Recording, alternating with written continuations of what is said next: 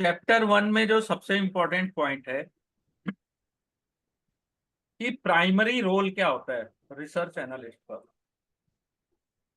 तो research analyst का primary role क्या होता है, या is a professional who gather और analyse economical, industry specific, company specific data from various sources and clients in making inform investment decision.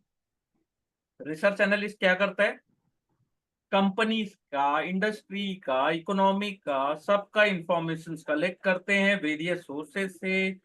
उन sources से इंफॉर्मेशन कलेक्ट करके वो इन्वेस्टमेंट डिसीजन लेते हैं। ठीक है, प्रॉपर स्टडी करते हैं पूरे, हर सोर्सेस, जो भी इंफॉर्मेशन उनके पास वैलिड होती है, वैल्यूबल होती है। ठीक है, एसेंशियल इंफॉर्मेशन में बोथ क्वालिटेटिव और क्वांटिटेटिव फैक्टर, ठीक है, दोनों का एनालिस करते हैं। इंटरेक्ट करते हैं कंपनी से and client to provide inform recommendation to on buying, holding और selling security. RAR, research analyst are characterised by their analytical work. Analyse करना, तो रिसर्च एनालिस्ट, एनालिसिस, एनालिस्ट बोलते हैं ना। पहला होता जी है अंडरस्टैंडिंग द रूल, तो मैंने बता दिया। जैसे अपन ने बात की थी कि जैसे अपन मोबाइल फोन लेते हैं तो जाके तुरंत तो मोबाइल फोन खरीद नहीं लेते, गए और तुरंत जो ऑनर है या जो सेलर है वो जो भी बोला तो तुरंत अपन उसकी बात पे आके तो नहीं ले लेते। अपन खुद यूट्यूब में सर्च करते हैं, सोशल मीडिया में सर्च करते हैं, दोस्त यारों से पूछते हैं, प्राइस देखते हैं कितने प्राइस की चाहिए, कैमरा कैसा है, बैटरी लाइफ कैसी है, स्क्रीन कैसा है, गेमिंग में हीट तो नहीं होता है, ठीक है, और ड्यूरेबल है कि नहीं है, लंबे समय तक चल सकता है कि नहीं चलता। ठीक है, फिर ग्लोबल फैक्टर्स कहाँ से, अगर उसको पूरी दुनिया, जैसे इकोनॉमिक फैक्टर्स तो गवर्नमेंट, स्टेटिक्स और सेंट्रल बैंक से उनको इंफॉर्मेशन मिल जाती है। ग्लोबल फैक्टर IMF, ADB यानी कि Asian development bank and world bank, यहाँ से इंफॉर्मेशन कलेक्ट कर लेते हैं। जर्नल्स या पब्लिकेशन से वो इंफॉर्मेशन कलेक्ट कर लेते हैं इंडस्ट्रीज के अकॉर्डिंग। ठीक है, और कंपनी स्पेसिफिक इंफॉर्मेशन कहाँ से कलेक्ट करते हैं, वो फाइनेंशियल स्टेटमेंट से, एनुअल रिपोर्ट से, directly interaction with company officials, plant visit करके, मार्केट का सर्वे करके, interview with employee and stakeholder. ठीक है, ऑल क्लियर।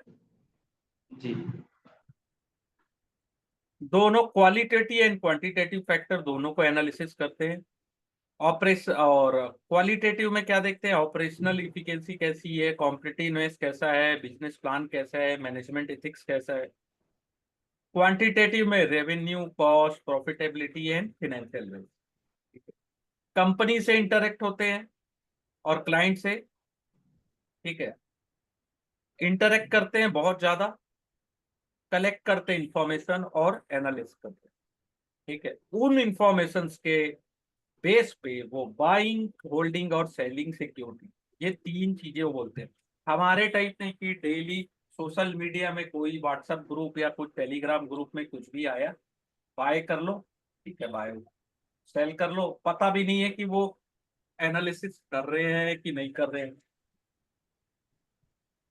ठीक है, लेकिन क्या होता है, यही सब होते हैं। प्रॉपर जो RA होता है उसका काम इतना आसान नहीं होता है। ठीक है, RA characterize by analytical work, ठीक है, scope of their coverage and application. अब सबसे इंपॉर्टेंट है सेल साइड, जो पब्लिश करते हैं पब्लिकली रिसर्च रिपोर्ट को on company, industry with buy, hold और sell recommendation. Future and earning को प्रेडिक्ट करते हैं, प्राइस परफॉर्मेंस को प्रेडिक्ट करते हैं। ठीक है, ये जनरली इन्वेस्टमेंट बैंक, ब्रोकरिंग या एडवाइजरी सर्विस फर्म में काम करते हैं, सेल साइड एनालिस्ट। ठीक है, यहाँ क्लियर। Yes sir.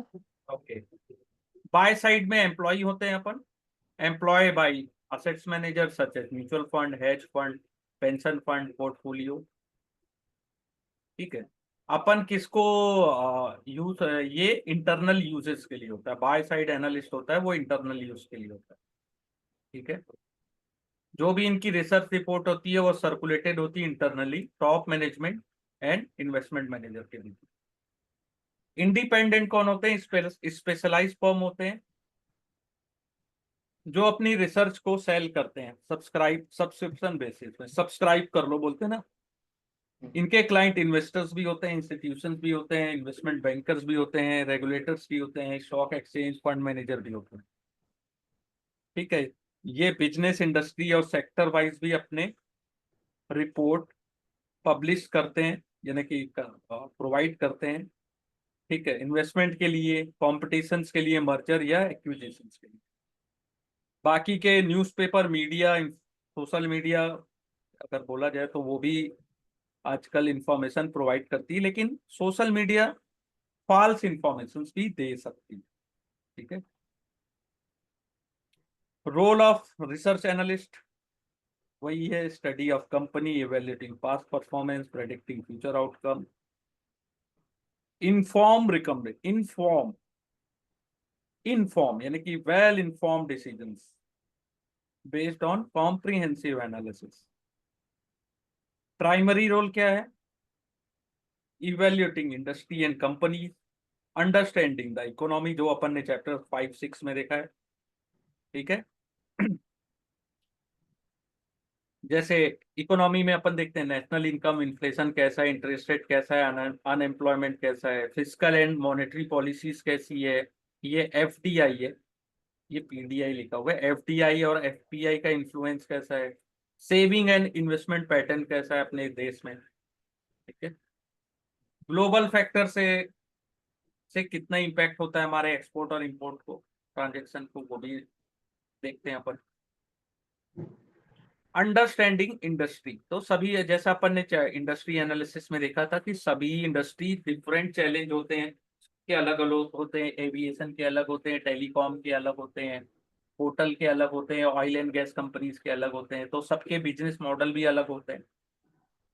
ठीक है, रेगुलेशन कैसा है, बिजनेस मॉडल कैसा है, कंपटीशन कैसा है, ऑपरेटिंग फैक्टर्स क्या है।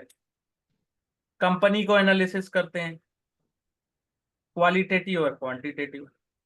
क्वालिटेटिव क्या है कि हमारा बिजनेस दूसरों से बेटर क्यों है। स्वॉट एनालिसिस करते हैं, स्ट्रेंथ और weakness of business model and management capability. Quantitative में देखते हैं financial statement, balance sheet, profit and loss, cash flow, assets and liability. ठीक है, तो क्वांटिटेटिव हमेशा क्वांटिटेटिव, क्वांट क्वांट क्वांट में मैथ, मैथमेटिकल। मैथ्स आएगा, मैथ्स, जी। न्यूमेरिकल्स आएंगे। ये जी। आता है ना, कई बार क्वालिटेटिव और क्वांटिटेटिव में कई बार कंफ्यूज हो जाते हैं, यहाँ से क्वेश्चन आता है। तो क्वांटिटेटिव में हमेशा balance sheet, profit loss statement, cash flow, P ratio, EPS, profit, dividend, ये लो, बहुत सारे रेशो होते हैं। ठीक है, तो ये सब चीजें तो अपन ने चैप्टर 5-6 में देखा था। 7 और 8 में क्वालिटेटिव एंड क्वांटिटेटिव देखेंगे अपन। कंपनी से जब इंटरेक्ट करते हैं तो कैसे करते हैं? जैसे इंटरनेट सोर्स बहुत वैल्यूबल है। ठीक है, जैसा अपन ने देखा था कि इंटरनेट के जो से अपने को बहुत सारे रिसोर्स मिल जाते हैं, फिर भी जैसे इंटरनेट में तो बहुत सारे वीडियो मिल जाते हैं एनआईएसएम एग्जाम के, लेकिन जो इंटरेक्शन हम कर रहे हैं वो ज्यादा वैल्यूबल है, यही ये लाइन कहना चाहता है कि इंटरनेट में तो कंपनी के बारे में बहुत सारी इंफॉर्मेशन मिल जाती है, लेकिन जब किसी कंपनी के किसी मैनेजमेंट या किसी टॉप मैनेजमेंट या कोई स्टाफ से अपन जब बात करते हैं, इंटरेक्ट करते हैं, क्लाइंट से इंटरेक्ट करते हैं, तो ज्यादा इंसाइट, डायरेक्ट कम्युनिकेशन से अपने को विजन और स्ट्रेटजी भी पता चलती है। फिर क्रॉस वेरिफिकेशन भी होता है इंफॉर्मेशन का कि मैनेजमेंट ने तो मुझे इंफॉर्मेशन दे दी, लेकिन क्या ये इंफॉर्मेशन सही है कि कि केवल इन्होंने मिर्च मसाले लगा के स्पाइसी न्यूज बता दी है अपने, ये भी अपने को चेक करना होता है, तो अपन क्रॉस वेरिफिकेशन भी करते हैं। ठीक है, कि मैनेजमेंट बोल दिया, जैसे जेंसॉल कंपनी मैनेजमेंट, और उसमें बहुत था, बहुत ज्यादा हाइप बना हुआ था कंपनी में, तो वैसा नहीं होना चाहिए, अपने को क्रॉस वेरिफिकेशन भी करना। और किसी भी कंपनी के क्लाइंट से मिलने से पहले, यानी कंपनी के किसी ऑफिशियल से मिलने से पहले, अपने को उसके प्रोडक्ट, इंडस्ट्री, कॉम्पिटिटर्स और फाइनेंशियल इंफॉर्मेशन, ये सब की जानकारी भी कलेक्ट कर लेनी चाहिए। ठीक है, एनुअल रिपोर्ट को भी रिव्यू कर लेना चाहिए कि कंपनी का गोल क्या था और उन्होंने अचीवमेंट कितना किया है। फिर इंडिपेंडेंट और न्यूट्रल होना चाहिए व्यू एनालिस्ट का, अनबायस्ड होना चाहिए, एनालिसिस के बेस्ड पे फैक्चुअल इंफॉर्मेशन देनी चाहिए, और मैनेजमेंट से क्लैरिफाई करना चाहिए कि प्लीज हमको वो इंफॉर्मेशन मत देना जो कि नॉन पब्लिक अवेलेबल नहीं है। ठीक है, अपने को फिर अपना नेटवर्क भी यूज करना होता है, जो अपने को मीनिंगफुल इंसाइट प्रोवाइड करे कंपनी के परफॉर्मेंस एंड प्लान के बारे में। नेटवर्किंग में वो एम्प्लॉय भी हो सकते हैं, कॉम्पिटिटर्स भी हो सकते हैं, सप्लायर, डिस्ट्रीब्यूटर, रिटेलर, कस्टमर भी हो सकते हैं। जो भी क्वेश्चंस अपन पूछें वो क्लियर होने चाहिए और स्पेसिफिक क्वेश्चन होने चाहिए मैनेजमेंट से। क्वेश्चनेयर्स हेल्प करता है कि बेटर अंडरस्टैंडिंग के लिए, कंपनी के ऑपरेशन और फ्यूचर प्रोग्रेस के लिए। ठीक है, कम्युनिकेशन टू क्लाइंट रियलिस्टिक होना चाहिए, फैक्ट बेस्ड होना चाहिए, फ्री फ्रॉम बायस होना चाहिए। और क्लाइंट से जो रिसर्च रिपोर्ट जो अपन प्रोवाइड करते हैं वो सिंपल, क्लियर एंड कॉन्साइज होना चाहिए। ये तीन याद रखना, ये यहाँ से आता ही आता है क्वेश्चन, सिंपल, क्लियर, कॉन्साइज। कोई भी कॉन्फ्लिक्ट ऑफ इंटरेस्ट है, जैसे आपने शेयर कंपनी के होल्ड करके रखे, वो भी आपको क्लाइंट को बताना है। ठीक है, जिसको आप अपना रिसर्च रिपोर्ट सेल कर रहे हो। ठीक है, इथिक्स क्या होता है? आपको जो भी एनालिस्ट कलेक्ट करता है, इंटरप्रेटर कन्वर्ट करता है डेटा, वो ऑनेस्टी और इथिक्स के साथ करे और सेबी के रेगुलेशन को फॉलो करे। अगर कोई आप रिकॉर्डिंग डिवाइस यूज करते हो इंटरव्यू या क्लाइंट से कम्युनिकेशन करते हो, तो वो कॉन्सेंट होना चाहिए, यानी कि आप मैनेजमेंट से बात कर रहे हो या क्लाइंट से बात कर रहे हो, तो ये सब चीजें क्लियर होनी चाहिए। ठीक है, जी। कॉन्सेंट होना चाहिए कि आप मेरी रिकॉर्डिंग कर रहे हो, तो आप पहले मुझे बताओगे ना कि हाँ सर, मैं आपकी बातें रिकॉर्ड करने वाला हूँ, क्या आप सहमत हैं? इंटरव्यू ले रहे हो तो छुप के, ऐसा नहीं है कि छुप के आपने उनकी इंफॉर्मेशन कलेक्ट कर दी, नहीं, उनसे पहले पूछना है कि सर मैं आपकी इंफॉर्मेशन यानी कि रिकॉर्डिंग करने वाला हूँ, तो क्या आप उसके लिए मुझे अ, इजाजत देते हैं, इजाजत सहमति। देते हैं? हाँ, वही सहमति है, सहमति। कॉन्सेंट। हाँ, ठीक है। तो क्वालिटी क्या होनी चाहिए रिसर्च एनालिस्ट के पास? न्यूमेरिकल प्रोफिशिएंसी, यानी न्यूमेरिकल वही नॉलेज नंबर होना बना चाहिए। के वही क्वांट्स वाली बात आ गई, क्वांट्स में सही रहना चाहिए। नहीं, वो ठीक है, लेकिन अगर थ्योरेटिकल बोलूं तो नंबर का नॉलेज होना चाहिए, हम्म, कंफर्ट विथ नंबर, ये कि आपको फिनेंशियल डेटा एनालाइजिंग करना आना चाहिए, ट्रेंड को यानी एनालाइज करना आना चाहिए। ठीक है, और बाकी सब फिनेंशियल डेटा और ट्रेंड को आप अंडरस्टैंड या रिलेशन दोनों के बीच का निकाल सके। फिर है क्वांटिटेटिव एंड क्वालिटेटिव स्किल होना चाहिए, मेथोडिकल अप्रोच होना चाहिए, सिस्टमेटिक और organize help in efficient finding on evaluating relevant information। ठीक है, क्यूरियस माइंड होना चाहिए, बहुत ज्यादा क्वेश्चन पूछने वाले, जी। और क्वेश्चनिंग जिज्ञासु। एटीट्यूड होना चाहिए, जी। जिससे डीपर इंसाइट मिल सके। फिनेंशियल एक्यूमेन, यानी कि क्लियर अंडरस्टैंडिंग होना चाहिए फिनेंशियल कॉन्सेप्ट। आपको डेटा एनालिसिस टूल, यानी कि प्रोफिशिएंसी इन एक्सेल और अदर एनालिटिकल टूल, वो इंपॉर्टेंट है। कॉम्प्रिहेंशन ऑफ फाइनेंशियल स्टेटमेंट, यानी कि आपको रीड करना आना चाहिए, इंटरप्रेट करना आना चाहिए। आपको प्रिसीजन और एक्यूरेसी होनी चाहिए कि आप डिटेल जो ले रहे हो उसमें कितने एक्यूरेट हो या कोई डिसीजन दे रहे हो। इफेक्टिव कम्युनिकेशन भी होना चाहिए आपको, written and verbal communication skill अच्छे से आनी चाहिए।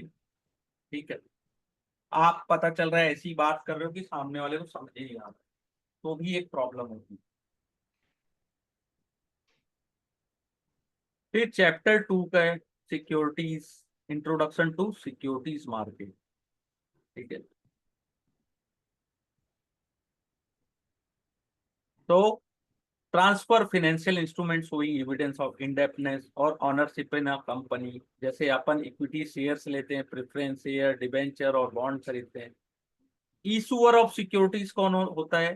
कंपनी जिसको पैसे की जरूरत है, फाइनेंशियल इंस्टीट्यूशन, गवर्नमेंट जिनको भी पैसे की जरूरत है, लेकिन उनका एम क्या है कि यानी कि वो या एक्सपेंड करेंगे बिजनेस को, ठीक है, या उनको कुछ पैसे की अर्जेंट जरूरत पड़ गई, जो भी हो, एक कंपनी और फाइनेंशियल इंस्टीट्यूट या अपने उधार पेड करने हैं, ठीक है, तो कुछ भी। इंफ्रास्ट्रक्चर बैठाना है, हाँ कुछ इंफ्रास्ट्रक्चर बैठाना है गवर्नमेंट को, हाँ हाँ मतलब हाँ हाँ, बढ़ाना है। Investors purpose of, for investors, investor क्यों खरीदता है? कि वो अपनी सेविंग को फिनेंशियल असेट्स में कन्वर्ट कर सके और उसमें अच्छा खासा रिटर्न जनरेट कर सके। ठीक है, इशूअर का क्या होता है? इशूअर का पर्पस क्या होता है? कि वो पैसे प्राप्त कर सके जो भी कॉस्ट उसे लगे। कॉम्प्लीमेंट्री ऑब्जेक्टिव क्या है? इशूअर का ऑब्जेक्टिव होता है पैसे इकट्ठा करना और इन्वेस्टर का रिटर्न जनरेट करना। ट्रांसफर ऑफ राइट क्या है? Investor can transfer their right और interest in security to other without affecting the issuer. ठीक है, इन्वेस्टर क्या कर सकता है? अपने जो राइट है या इंटरेस्ट है उसको सेल कर देता है, सिक्योरिटीज को, तो ट्रांसफर उनका दूसरों को चला जाता है। इशूअर को वो नहीं सेल करते, दूसरों को सेल कर देते। लॉन्ग टर्म फंड राइजिंग के लिए क्या यूज होता है? Long term fund raising, security enable issuer to raise long term fund while providing liquidity for investor to active. ठीक है,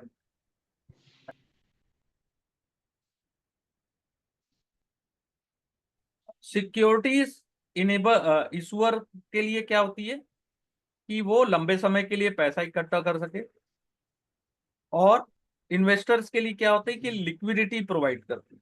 सिक्योरिटी मार्केट है यहाँ पे ना, सॉरी, यहाँ पे सिक्योरिटी मार्केट है। ठीक है, रोल ऑफ सिक्योरिटी मार्केट, कि आप कितने भी सिक्योरिटीज बाय और सेल वहां कर सकते हैं, जिससे लिक्विडिटी बनती है। ठीक है, और ट्रांजेक्शन इजी होता है मार्केट प्राइस में, सिक्योरिटी मार्केट के होने से। रिसोर्स ट्रांसफर क्या होता है? कि आपने सरप्लस, आपने ट्रांसफर यानी कि सामने वाले को अपना जो सेविंग है उसको दिया, उसके बदले में आपने ऐसे सिक्योरिटीज इंस्ट्रूमेंट लिए जिससे आप रिटर्न जनरेट कर पा रहे हैं। सेविंग टू इन्वेस्टमेंट, तो सिक्योरिटी मार्केट प्रोवाइड करता है, तो उससे क्या होता है? सेविंग आपका इन्वेस्टमेंट में कन्वर्ट हो जाता है। ब्रॉड इन्वेस्टमेंट इन्वेस्टर बेस क्या होता है? Wide range of investment option, जैसे कि डेब्ट है, डिबेंचर्स है, इक्विटी है, म्यूचुअल फंड है, तो बहुत सारे ऑप्शन आपको प्रोवाइड किए जाते हैं। इतने सारे प्रोडक्ट हैं, डेरिवेटिव्स है, कि जैसा आपका रिस्क पोटेंशियल है उसके अकॉर्डिंग आप इन्वेस्टमेंट कर सकते हैं। Market place where fund are exchanged between investor and borrower through various. Investor का रोल ऑफ इन्वेस्टर्स क्या है? इंडिविजुअल और institution buying security to invest their fund, यानी कि अपने पैसे से वो सिक्योरिटीज बाय करते हैं। रोल ऑफ बोरोवर्स क्या है? Entity selling security to raise fund from the market, यानी कि वो अपनी सिक्योरिटीज को सेल कर रहे हैं। कि उनको पैसे मिल सके। इंटरमीडियरीज कौन होते हैं? स्टॉक एक्सचेंज, जो इंफ्रास्ट्रक्चर प्रोवाइड करते हैं जिससे आपका फंड भी ट्रांसफर हो जाए और आपको सिक्योरिटी भी इजीली सीमलेस मिल जाए, यानी कि आसानी से। रेगुलेटरी बॉडीज क्या होती है? कंट्रोल करती है। कंट्रोल करती, SEBI, RBI, government of India, सभी होते हैं, लेकिन है ना। जी जी। Okay. Learning objective, understanding security and their function, identify different type of security, exploring the structure of the security। ठीक है। तो flow of fund in financial market, house hold के पास सरप्लस पैसे है तो वो क्या करेंगे? डायरेक्ट फाइनेंस, ठीक है, इनडायरेक्ट फाइनेंस फंड, उनके पास फंड है। डेफिसिट इनकम यूनिट होती है बिजनेस और गवर्नमेंट। बिजनेस फर्म को financial market, financial intermediaries. Government जो होता है सबसे ज्यादा डेफिसिट में होता है तो उनको डायरेक्ट फाइनेंस की जरूरत नहीं पड़ती जब उनके पास सरप्लस इनकम होती है तो। ठीक है। सरप्लस इनकम यूनिट कौन कौन होते हैं? Business, house hold, business firm, government और फॉरेनर, ये चार हो सकते हैं। अब बोलोगे गवर्नमेंट के पास तो पैसे ही नहीं होते। होते, बिजनेस फर्म के पास भी होते हैं पैसे। आईफोन के मालिक के पास देख लीजिए, उनके पास भी पैसे हैं बहुत, यानी कि उनके पास सरप्लस फंड है तो वो भी इन्वेस्टमेंट करके। ठीक है। गवर्नमेंट, जो जापान की गवर्नमेंट है, उन्होंने पूरे यूएस के डेब्ट मार्केट में इन्वेस्टमेंट करके रखा है। ठीक है।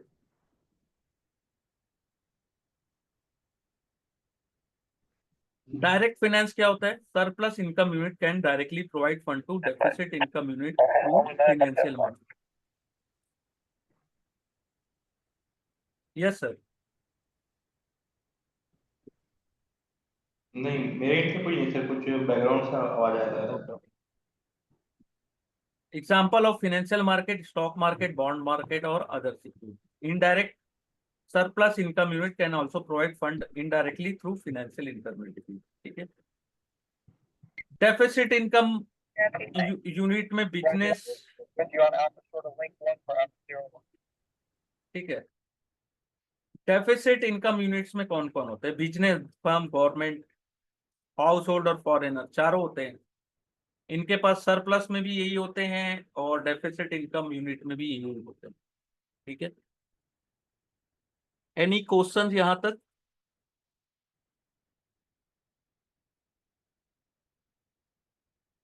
यहां तक कोई क्वेश्चन है? नो सर, नहीं नो सर, नो, क्लियर है। नहीं नहीं, ओके। क्लियर है सर। और सिक्योरिटी को डिफाइन कैसे किया गया है? Section 2H of security contract 1956। इसका इसका फुल फॉर्म को जो है सिक्योरिटी कॉन्ट्रैक्ट रेगुलेशन एक्ट है, ये याद रखिए। सिक्योरिटीज में क्या क्या है? सभी चीजें, SCR है। हाँ, सभी चीजें, script, stock, bond, debenture, debenture stocks, derivative भी सिक्योरिटीज है। लेकिन ऐसी चीज कौन सिक्योरिटीज नहीं है जो आपको लाइफ का भी कवर दे और इन्वेस्टमेंट बेनिफिट भी दे। ठीक है, ये एक्सक्लूडेड है, तो ये याद रखिएगा ये वाला। बाकी सब चीज सिक्योरिटीज है, या गवर्नमेंट ने किसी भी सिक्योरिटीज को, किसी भी चीज को अगर सिक्योरिटी डिक्लेयर कर दिया तो वो भी एक सिक्योरिटी। बस ये सिक्योरिटी नहीं है जो यहाँ पे लिखा है, जो आपको लाइफ कवर भी दे रहा लाइफ है कवरेज का जो नहीं देता है, और इन्वेस्टमेंट बेनिफिट भी दे रहा है। और इन ठीक है, वो बेनिफिट नहीं। भी देता है। इक्विटी शेयर्स को कौन इशू करता है? कंपनी और इशूअर। इन्वेस्टर कौन होता है? FPI, FII, DIL. ठीक है। मीडियम क्या होता है? Stock exchange. रेगुलेटर होता है सेबी और कंपनी एक्ट। ठीक है। डिवेंचर्स को कौन इशू करता है? कंपनी, गवर्नमेंट और एसपीबी। ठीक है। इनको कौन रेगुलेट करता है? आरबीआई, सेबी और अदर रेगुलेटर में कंपनी एक्ट। ठीक है। अब फुल कन्वर्टेबल डिवेंचर्स बताइए क्या होता है? जिसमें 100% जो है वो कन्वर्ट किया जा सकता है, ठीक हाँ, है, पूरे पार्शियली नहीं बॉन्ड्स हो। कन्वर्ट हो जाते या हैं एक तो। होता नॉन कन्वर्टेबल जो हाँ नहीं, अभी मैं एफसीडी पूछ रहा हूँ, पार्शियल में क्या होता है?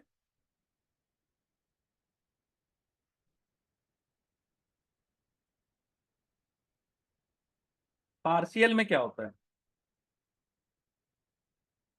पार्शियल में कुछ शेयर्स ऑर्डिनरी शेयर में कन्वर्ट हो जाते हैं और कुछ डिबेंचर्स ही सर रहते हैं। म्यूट हाँ म्यूट कर दिया था सर आपने शायद। हाँ हाँ हाँ, हम्म। बोलिए। पार्शियल में यही है सर कि मतलब हाफ हो या कुछ सर्टेन परसेंटेज जो है वो मतलब कन्वर्ट कर दिया जाता है, जो कि आगे चल के शेयर में चेंज हो जाएगा। ठीक है। हेलो। तो हाँ हाँ ठीक है। जी जी। एनसीडी में जो चेंज नहीं होते, नॉन कन्वर्टेबल डिबेंचर, इसका फुल फॉर्म कभी कभार आ जाता है। ठीक है। प्योर डेप्ट होते हैं या क्वासी इक्विटी होते हैं, यानी कि या तो प्योर डेप्ट इंस्ट्रूमेंट की तरह होंगे या क्वासी इक्विटी, यानी कि इक्विटी में भी चेंज हो जाते हैं। शॉर्ट टर्म डेप्ट में होते हैं ट्रेजरी बिल, ठीक है, कमर्शियल पेपर जी और सीडी, ये तीन चीजें होती हैं। सर सॉरी, बट ये जो आपने कन्वर्टिबल्स बॉन्ड्स बोले ना, तो फिर उसमें कुछ एग्जांपल्स वगैरह आ सकते हैं क्या कि ये नहीं नहीं आते, नहीं convertible आते। है या नहीं? नहीं, ऐसा नहीं आता। Okay fine. क्योंकि यहाँ हमारे हमारे यहाँ उतना यूज नहीं होता है, और एग्जाम्पल्स नहीं पूछेंगे, किसी शेयर का नाम डायरेक्ट नहीं लेंगे, ओके ओके। क्योंकि सेबी की गाइडलाइन के तहत ये किसी का नाम नहीं ले सकते।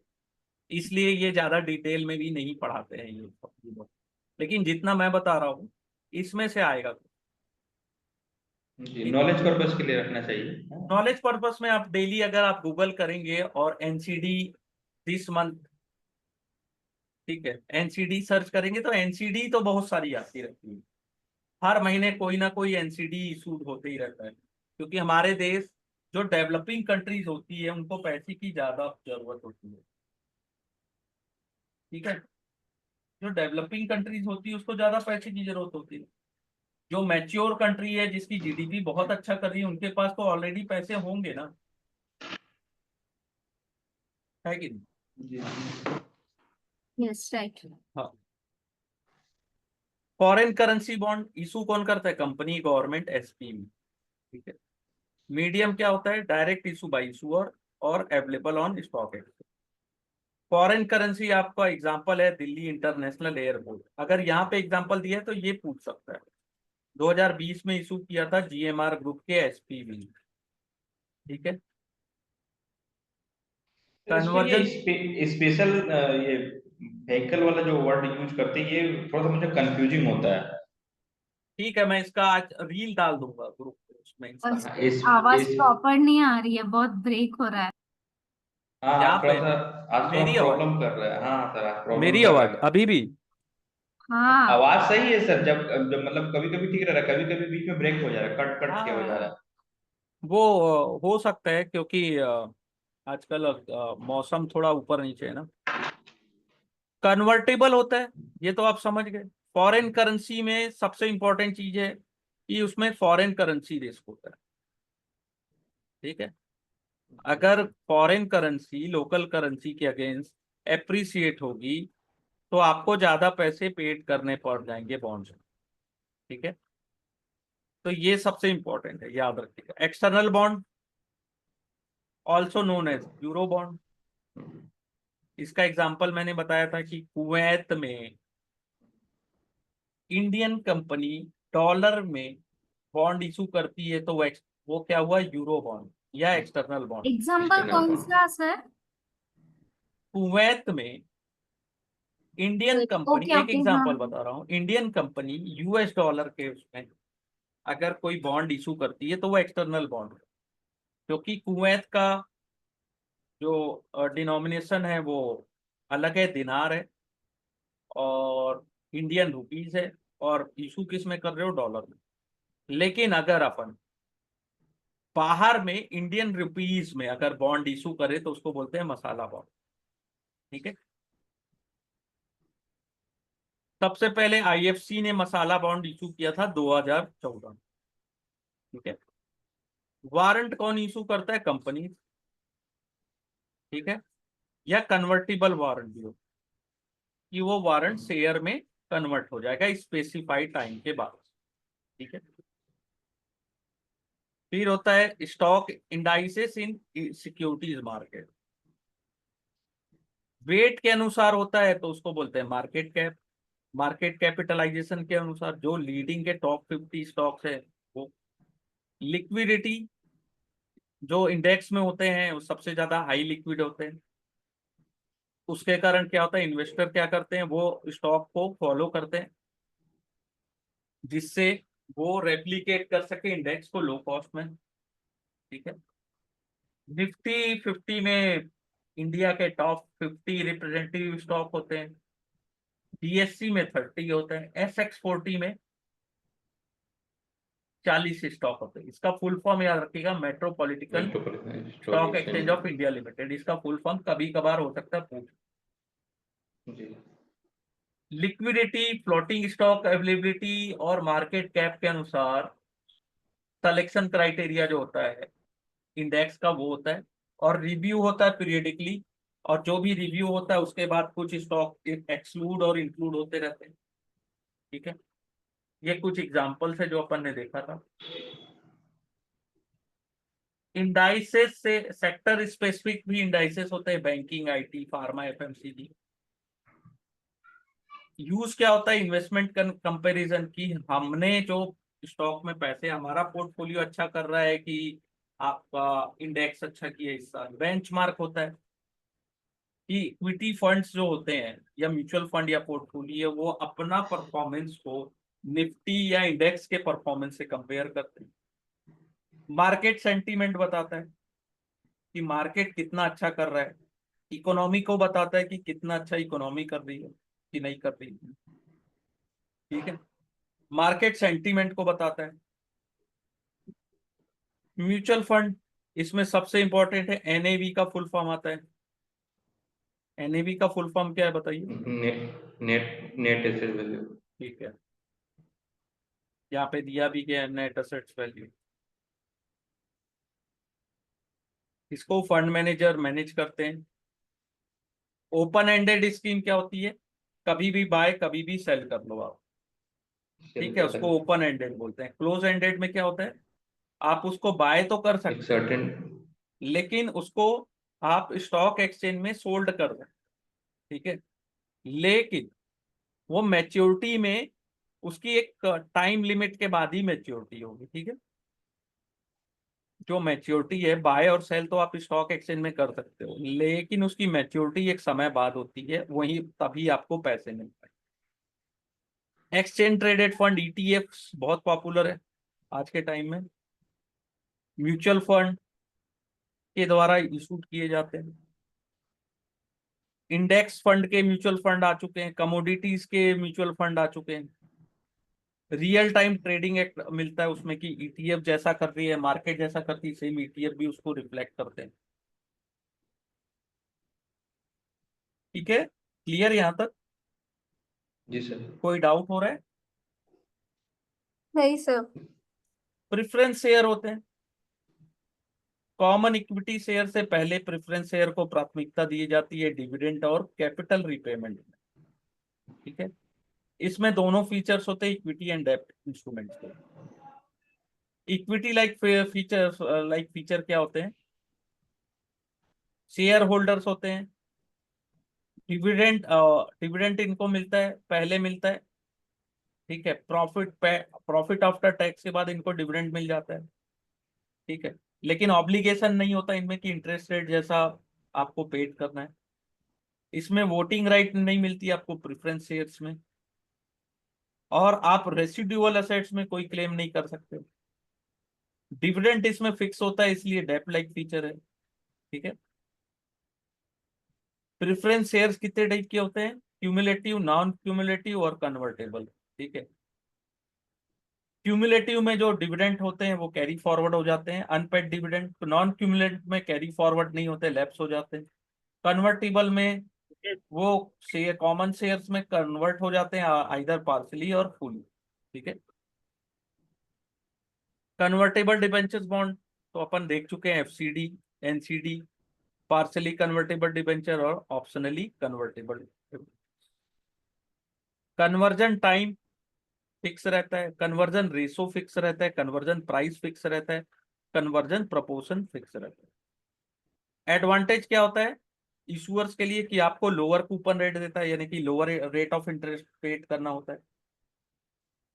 और आपको जब वो शेयर जो डिबेंचर्स हैं वो अगर शेयर्स में कन्वर्ट हो जाए तो आपको डेब्ट के रीपेमेंट भी नहीं करने पड़ते हैं। ठीक है, ये चीज समझ में आई, ये दोनों चीज जो डेब्ट रीपेमेंट और लो कूपन रेट मैंने बोला। जी सर, लो कूपन रेट मतलब वही interest rate sir. Interest rate कम दिया जाता है, वही कन्वर्टेबल है। जो होते हैं ना उसमें जो इन्वेस्टमेंट भी करते हैं वो इंटरेस्ट रेट के लिए नहीं करते हैं, वो जब कन्वर्ट हो जाए और जो पैसे मिले उसके लिए इन्वेस्टर के हो जाता है फ्यूअल बेनिफिट। स्टार्टिंग में थोड़ा सा तो कुछ तो इनकम मिलेगा इंटरेस्ट रेट, और जब वो इक्विटी में चेंज हो जाएंगे तो एप्रिसिएशन मिलेगा।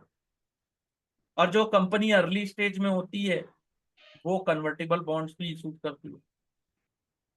फिर आईडीआर, जीडीआर और एडीआर होता है। ठीक है, अगर डिपॉजिटरी रिसिप्ट के बेस पे फॉरेन कंपनी लोकल मार्केट में लिस्ट होती है जिसका डिनोमिनेशन लोकल करेंसी में। ठीक है, इक्विटी शेयर को डिलीवर करोगे आप तो आपको उसका रिसिप्ट मिलेगा कौन, और वो शेयर्स किस में जाएंगे, कस्टोडियन के अकाउंट में। जो सर्टिफिकेट इशू होगा वो डिपॉजिटरी रिसिप्ट होगा। ठीक है, स्पॉन्सर डिपॉजिटरी रिसिप्ट क्या होती है, इनिशिएटेड बाय इशूइंग कंपनी। जी। ठीक है, जैसे एचडीएफसी बैंक, विप्रो, टाटा। अनस्पॉन्सर क्या होती है, इन्वेस्टर द्वारा ओटीसी मार्केट में दिया जाता है। ठीक है, इंडियन डिपॉजिटरी रिसिप्ट क्या है, जो इंडियन कंपनीज, यहाँ पे गलत लिखा है, हाँ, Indian company can rise foreign currency by issuing equity share through DRs. Foreign company can raise equity capital in India through DRs, IDRs. ये ADR होगा। ठीक है, रेगुलेशंस, सेबी के रेगुलेशंस होते हैं, 1 ईयर का लॉक इन होता है। आईडीआर का एक एग्जांपल बताओ जल्दी से। आईटीआर का एग्जांपल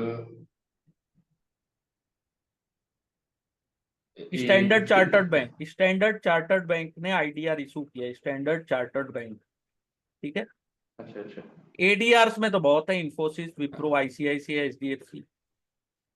ठीक है, ये नॉन यूएस कंपनीज हैं जो यूएस में लिस्टेड है एस एज पर डीआर्स। ग्लोबल डीआर्स कहाँ पे होते हैं, यूरोपियन यूनियन में, क्योंकि वहां के रेगुलेशन सभी कंट्रीज में सेम है। एच के डीआर्स क्या है, नॉन हांगकांग कंपनी जो हांगकांग कंपनी में ट्रेड करना चाहती है। बेनिफिट क्या होता है, बहुत सारे पूरी दुनिया में आप कहीं भी ट्रेड कर सकते हो उसमें। इन्वेस्टर फॉरेन कंपनीज में इन्वेस्ट कर सकते हैं। इसमें वोटिंग राइट अभी नहीं मिलता है। ठीक है, सेबी के कंसिडरेशन में है अभी, वोटिंग राइट उसमें नहीं मिलता है। ठीक है,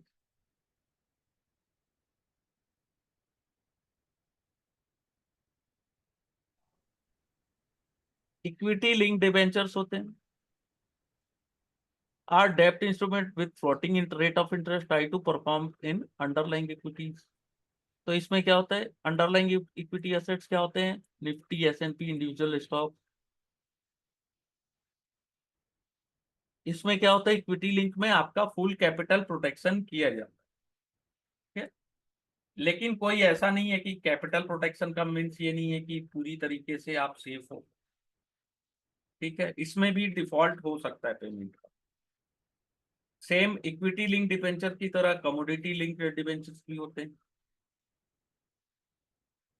एमबीएस और एबीएस ये थोड़ा देख लीजिएगा। एमबीएस क्या होता है, मॉर्गेज बेस्ड सिक्योरिटीज, इसमें इशूड होते हैं होम लोन रिसीवेबल के। ठीक है, cash flow from home loan are used to pay interest and principal और NDS. Securitising home loan create liquidity for otherwise illiquid asset, ठीक है।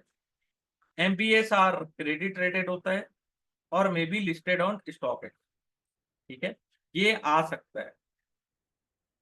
असेट बैक सिक्योरिटीज में क्या होता है, ऑटो लोन, रेंट और क्रेडिट कार्ड के रिसीवेबल्स, तो ये भी याद रखिएगा असेट बैक सिक्योरिटीज, ठीक है। रियल एस्टेट इन्वेस्टमेंट ट्रस्ट और इंफ्रास्ट्रक्चर इन्वेस्टमेंट ट्रस्ट, ठीक है, दोनों vehicle pooling fund from multiple investor, दोनों पैसे कलेक्ट करते हैं। और रीट्स किस में करता है, revenue generating real estate project में। और इनविट किस में करता है, रेवेन्यू जनरेटिंग इंफ्रास्ट्रक्चर प्रोजेक्ट में। और दोनों ट्रस्ट होते हैं, दोनों में इन्वेस्टर्स को यूनिट इशू किए जाते हैं, इनको फेवरेबल टैक्स ट्रीटमेंट मिलता है। ये इंपॉर्टेंट है, रेट्स में क्या है, मैक्सिमम आपको 80% ऑफ देयर जो असेट्स है वो रेवेन्यू जनरेटिंग रियल एस्टेट में डालना है, ठीक है, और इसमें 90% डालना है इनवाइट्स में, ठीक है। 90% आपको जो भी पैसे आ रहे हैं वो डिविडेंड के तौर पे, यानी कि आपको डिस्ट्रीब्यूट करना है यूनिट होल्डर्स को, ठीक है। इसमें आपको इनकम डिविडेंड के थ्रू जनरेट होता है, ठीक है। कमोडिटीज क्या होती है, तो बहुत इजी है, एक सॉफ्ट कमोडिटी होता है, एक हार्ड कमोडिटी होता है। हार्ड कमोडिटी यानी कि ऐसा नहीं है कि जो दिखने में हार्ड हो, जो माइंड और एक्सपेक्ट होता है वो हार्ड है। क्रूड ऑयल भी, मेटल, ये सब जितने भी माइंस होते हैं वो हार्ड होते हैं। और सॉफ्ट में क्या होते हैं, जो ग्रेन्स और पल्सेस है, एग्रीकल्चर वाले प्रोडक्ट, वो सॉफ्ट, एग्रीकल्चर जितने भी हो, ठीक है। Commodities are primary traded good use in production and consumption, ठीक है। Investment and inflation, commodity investment can protect the real value of investment due to their relationship with inflation. Inflation जितना ही होता है गोल्ड उतना ऊपर जाता है, उसके कारण आपका इन्वेस्टमेंट प्रोटेक्टेड रहता है। डायरेक्ट इन्वेस्टमेंट नहीं कर सकते आप, क्योंकि कई कई जगह हाईली स्टोरेज कॉस्ट है, ठीक है। Investor avenue example including commodity future, exchange traded fund, mutual fund are investment avenue है कमोडिटीज के लिए। प्रीशियस मेटल्स जिसकी इसमें इन्वेस्टमेंट वैल्यू हाई होती है, लॉन्गेविटी होती है, स्टोरेज कॉस्ट कम होता है, ठीक है।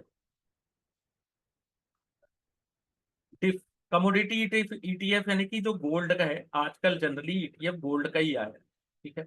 स्टोरेज एंड मैनेजमेंट उसमें ज्यादा चार्जेस लगने नहीं है, इसलिए गोल्ड याद रखिएगा। कमोडिटी ईटीएफ में भी गोल्ड को ही यूज किया जा रहा है, क्यों, क्योंकि वो प्रीशियस मेटल है और उसकी ये सब क्वालिटीज है जो मैंने आपसे डिस्कस की। मैनेज फ्यूचर कॉन्ट्रैक्ट क्या होता है, इसको एक लाइन में समझा सकता हूं कि जो भी फ्यूचर कॉन्ट्रैक्ट है जिनको प्रोफेशनल्स के द्वारा, हाई प्रोफेशनल्स लोगों के द्वारा मैनेज किया जाता है, ठीक है। और मैनेज फ्यूचर कॉन्ट्रैक्ट में कौन इन्वेस्टमेंट करता है, वो एक्चुअल में नहीं खरीदते, वो केवल फ्यूचर में ट्रेड करते हैं। वेयर हाउस रिसिप्ट यानी कि मैंने, सर उसका कॉन्ट्रैक्ट चेंज होता है ना सर, फ्यूचर में कॉन्ट्रैक्ट चेंज होता है जैसे। कॉन्ट्रैक्ट चेंज नहीं होता, अपन एक्चुअल में शेयर नहीं खरीदते हैं, केवल फ्यूचर में हाँ ट्रेड करते हैं। हाँ उसके नाम से देखिए क्या लिखा है, मैनेज फ्यूचर कॉन्ट्रैक्ट, यानी कि उनको प्रोफेशनल्स के द्वारा ट्रेड किया जाता है उसमें, जी ठीक है। ऐसा नहीं है कि हम लोग सुबह उठे 9 बजे टीवी ऑन किए, कोई भी टीवी का एंकर जिसका नाम भी नहीं जानते, वो पढ़ाई कहाँ तक किया ये भी नहीं जानते, बस उसने बोला और खरीद लिया, ऐसा नहीं होता उसमें, ठीक है। वेयर हाउस रिसिप्ट में क्या होता है, अगर हम अपने गुड्स को वेयर हाउस में रखते हैं, ठीक है, तो वो अपने को एक डॉक्यूमेंट प्रोवाइड करता है, उसको वेयर हाउस रिसिप्ट कर बोलते हैं, याद रखिएगा। और वेयर हाउस जी। रिसिप्ट आर निगोशिएबल होते हैं, ट्रांसफर हो जाते हैं इजीली, ये भी याद रखिए।